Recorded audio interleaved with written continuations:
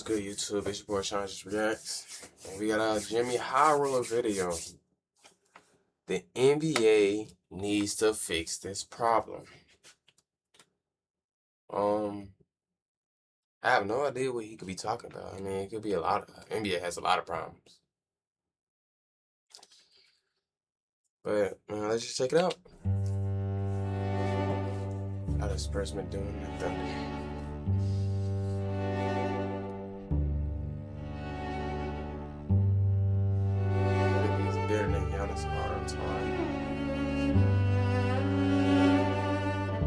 Why is Paul George more even? Y'all got beef? I'm like, beef? Yeah. Like, we're out there competing, but beef? Kevin Love, Sharif Abdul-Rahim, Al Jefferson, Drew Gooden, Josh Smith, Tim Thomas, Antoine Walker, Lamar Odom, Jason Williams, Horace Grant, Otis Thorpe. The NBA season is in full swing, and it's about that time. We've got a new batch of hot takes to look at today. The good ones, the bad ones, and the downright atrocious.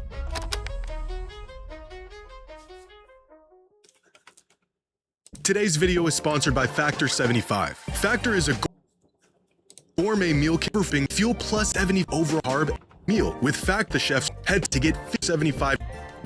Shout out to that. With 2025 coming to an end, it's probably a good time to look back on a great year of basketball, fond memories and bright futures. But instead, we're gonna do the exact opposite and dive into some of the hottest NBA takes the internet has to offer, beginning with this one that says the 2017 Cavaliers beat this year's Thunder. And this take just falls under the umbrella of X team from the past beats this year's Thunder, which is also just a subcategory of X player from the past is better than current SGA. The worst discourse in all of basketball at the moment. First it was the Thunder aren't as good as the 2017 Warriors, then it was they aren't better than the 2015 Warriors, and now they aren't better than the 2017 Cavaliers. I saw someone say the Thunder wouldn't even beat the 2013 Pacers. What? Can we just give it a rest? I knew one day fans of 2010s basketball would eventually become the unks that down. The Thunder though, it's like they're not beating the 2017 Warriors. I feel like they'll make a good competition for the 2015 Warriors. But bro, they just have a great chemistry and a very deep team with one star. Like, obviously, that's one of the formats to win the championship, obviously. But, bro, like, what I'm saying is, we lock Shea up. You're not doing nothing on offense. And yes, you can say the same thing by saying, okay, we can lock your best player. And with our defense, they can feel confident in locking whoever up. But, bro, they just don't have enough offensive power for me, or just enough experience. Shit, y'all wanna use Chet and Hardenstein as shot blockers and help defenders. They're not good enough, bro. At least to me, like, they're obviously good enough to get by, but if you're gonna get an actual juggernaut team, no, they're gonna get white. They're gonna get exposed. We've seen it multiple times. Chet against somebody his own size, don't know what to do, can't handle it. Hardenstein against somebody his own size, he's nowhere to be seen. This is what I'm saying. And then Shea, he averaged 30 no matter what. I mean, you really can't say he gonna be efficient. He not gonna be efficient. Like, no matter what, he gonna get his 30. You really can't say much about him except for he flopped, maybe. Shea gonna be Shea. Dort, we worry about Dort. You feel me? Caruso in the corner, we not worried about that. You feel me? Like, this is what I be talking about with the Thunder, bro. Like, they're obviously a very deep and well-organized team.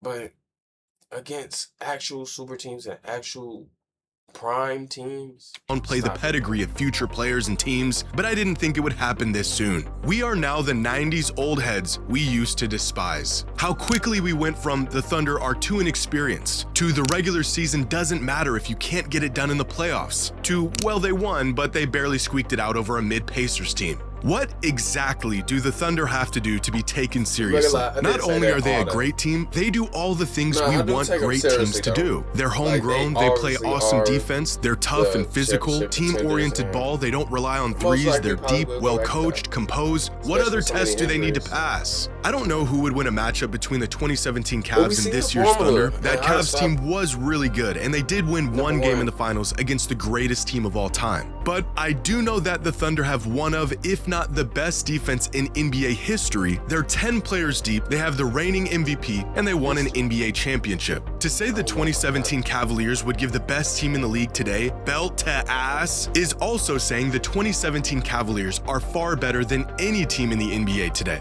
And I just don't buy that. I remember at the time how people felt about that Cavs team, how they had many flaws, had an easy run to the finals, and were carried by LeBron. And as much as I wish it were true, prime LeBron does not conquer all. We have plenty of evidence for this. But this is just the way things go. People fall in love with a certain era, usually the one they grew up with, then in an attempt to preserve those memories, either completely rewrite or exaggerate what happened and tear down the new guys in the process. Do you know how many James Harden apologists have surfaced recently, praising his prime years and how unstoppable he was? And I agree, No. but these are When it, bro, I specifically remember, bro, in this man prime, everybody on the planet hated this man.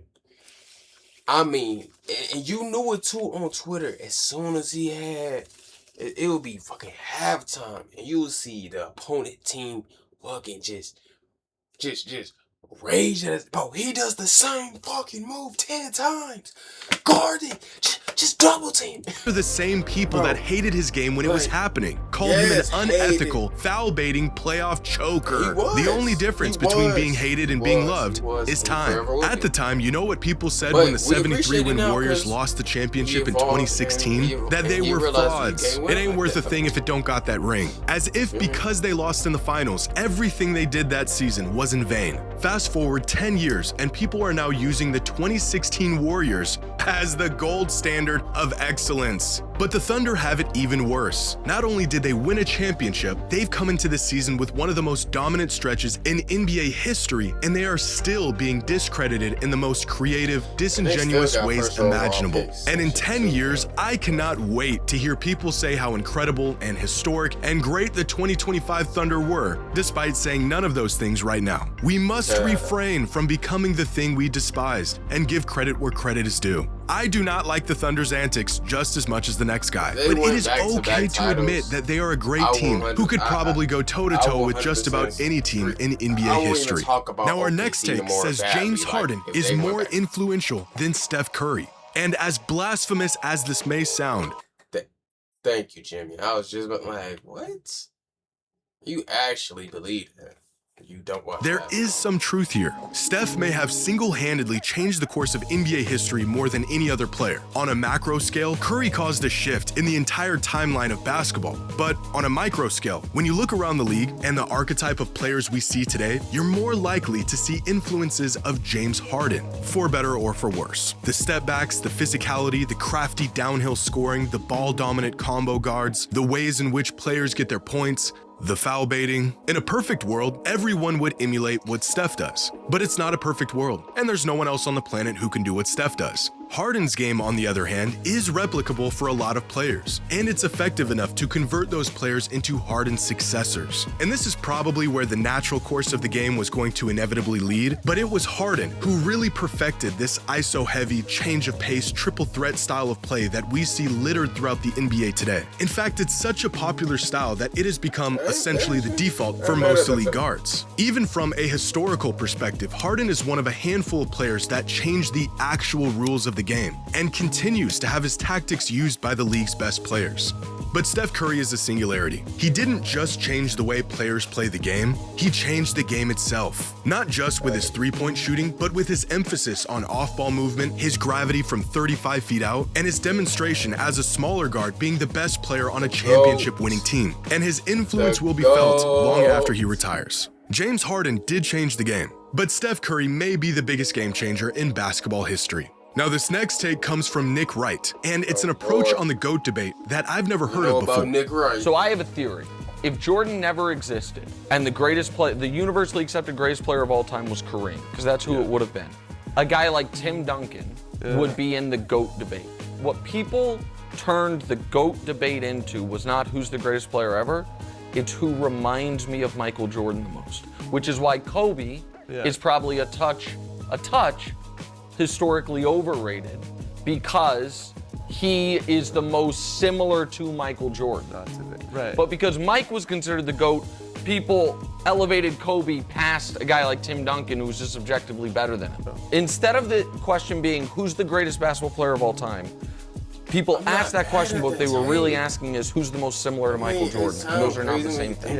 Nick is 100% right here. Michael Jordan was such an overwhelmingly dominant and popular player that once it was established that he was the GOAT, the goalpost shifted to who is the closest thing to Jordan competition. Even things like what the greatest player should look like or what their role on the court should be changed because of Jordan. MJ was many things, but first and foremost, he was a scorer. And so scoring became the overwhelmingly largest indicator of greatness. How a player moves, Jordan was graceful and explosive, and so the next guy must also move like a cat and jump out of the gym. It wasn't who's the next great player, it was literally who's the next Michael Jordan. And of course that player was Kobe Bryant. Many fans will even use the logic of if MJ's the GOAT and Kobe's the closest thing to MJ, then he must be the second greatest player of all time. And although I have Kobe higher all time than a lot of fans, I do think this approach has plagued and hurt these conversations for decades now. Despite Tim Duncan's incredible impact throughout his career, the fact that he looked, acted, and played nothing like MJ certainly did not help his GOAT case. I think we're seeing this same issue with Nikola Jokic right now. Because his game isn't super flashy, he doesn't play above the rim, and he doesn't look like an ultra-elite, world-breaking basketball player, some fans just dismiss the fact that he is one of the greatest players the game has ever seen.